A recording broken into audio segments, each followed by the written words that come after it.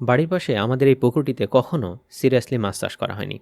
এবার প্রায় এখন পর্যন্ত কার্প জাতীয় ৩৫০ পিস আমরা মাছ ছাড়ছি। কিন্তু মাছ ছাড়ার পরে শুরু হয়েছে সেই ঝুম বৃষ্টি, প্রত্যেক দিন বৃষ্টি, যার কারণে আমরা সেভাবে কিন্তু যত্ন নিতে পারি নাই। এছাড়া আরও কিছু মাছ ছাড়াও কিন্তু এখনও বাকি ছিল। মনে করছিলাম সব মাছ ছাড়া শেষ হলে খাবার ওষুধ সহ আর যা যা লাগে সেটা সব দিয়ে পানি শোধন করা হবে। কিন্তু আজ পানিতে আমরা লক্ষ্য করি যে পুকুরের পানিতে অনেক অনেক পোকা জমে গেছে।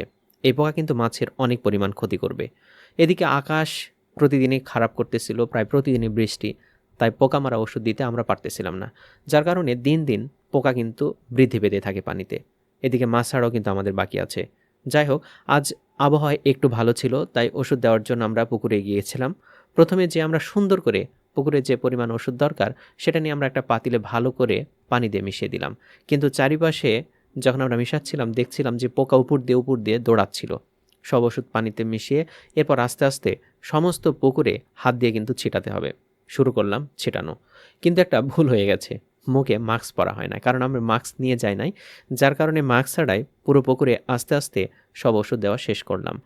তো মাস্ক পরলে একটা সুবিধা হয় কি, সাধারণত ঔষধ দেওয়ার ক্ষেত্রে মাস্ক পরাটাই উত্তম। কিন্তু একটা সুবিধা হচ্ছিল যে বাতাসটা অপোজিটে, মানে আমার অপোজিটে গিয়েছিল, যার কারণে কিন্তু সেরকম সমস্যা আমার ফেস করতে হয় নাই। যাই হোক, অতিরিক্ত বৃষ্টির কারণে এবার কিন্তু পুকুরের পাড়ের অবস্থা একদমই খারাপ।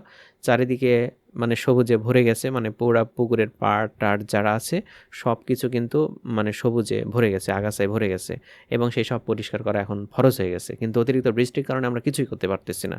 যাই হোক, এখন আবহাওয়ার জন্য মাঝে মাঝে কিন্তু মাছের সমস্যা দেখা দিবে। যাই হোক, এখন একটু খেয়াল রাখতে হবে, একটু বেশি যত্ন নিতে হবে, কারণ এবার একটা লক্ষ্যমাত্রা নিয়ে আমাদের মাছ চাষ করতে হবে।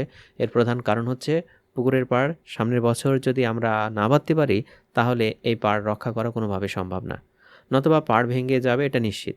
সবাই দোয়া করবেন যেন মাছের চাষটা ভালো মতো করতে পারি। আল্লাহ হাফেজ।